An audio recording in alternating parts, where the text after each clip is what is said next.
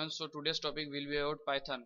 So in the previously I have told you about the Python, which is object oriented programming language, which means it uses the concepts of objects and classes, and it is also a powerful and high level programming language. So I am using Linux. You can also use Windows. Just you have to download Python 3 from python.org, and you can use the terminal. So basically Python is very much flexible, as I have told you, and I am going to show you why. Suppose you have to do a simple program of addition in C programming or in Java or in some other programming language. You have to take two variables and you have to assign the value over there, and after that you have to take one third variable and then assign the result to the third variable. So what do you have to do? If you press 2 plus 2 over here, it's giving 4. So in C you can't do that, but in Python in Python is very much flexible. So similarly 2 into 5 will give you the result 10. 6 minus 4 will 6 minus 4 sorry 6 minus 4 will give you the result minus 2. That's 2. 5 minus 6 will give the result minus 1, and just like this. And if you want to divide something like 10 divided by 5, if you give only one slash, then it will return the result like 2.0, means it is returning in float. And if you do 10 double divided by 5, then it will give a integer value, it will give a direct value of 2. So in this case, suppose if you want to do 10 uh, divided by 4, it is returning for 2.5. Mean if you provide single slash, so it will return the float value, means it will return the direct results. What do you do in mathematics means direct the fraction value.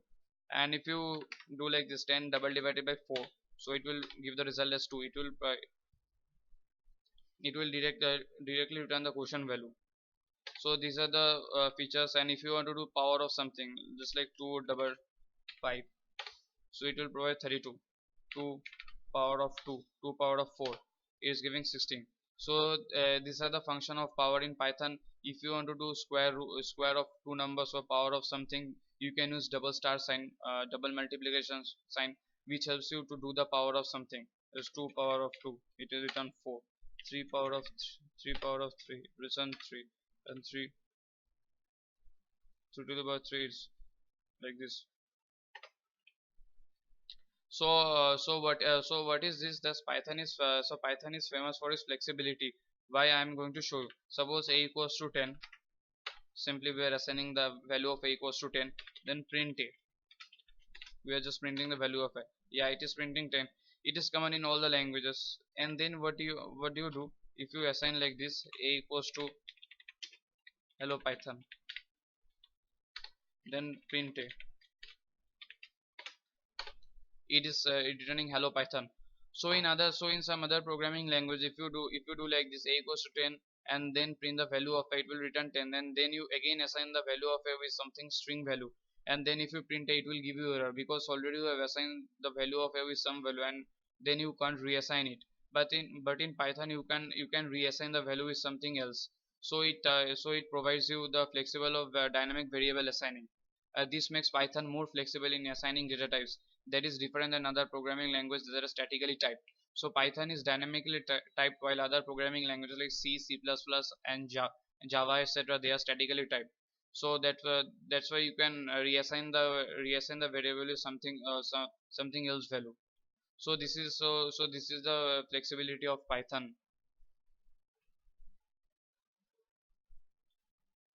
And one thing you can do that, if we print a over here, it is returning hello Python. So you can check the type of the variable. Just press type a. It belongs to the class string. So we are assigning a equals to 10, and print a. It is returning 10. And if we now check the type of the variable, it belongs to the integer category. And if you do like 10.005, 10.5654, and then if you do type a, it is returning float. So you can check the type of the variable using type, and within the two curly brackets put the variable name. It will give you the type of the variable directly. So these are all the fundamentals and basics of the Python. Using this knowledge, we can move forward against to the advanced part of the Python. So thank you for watching the video.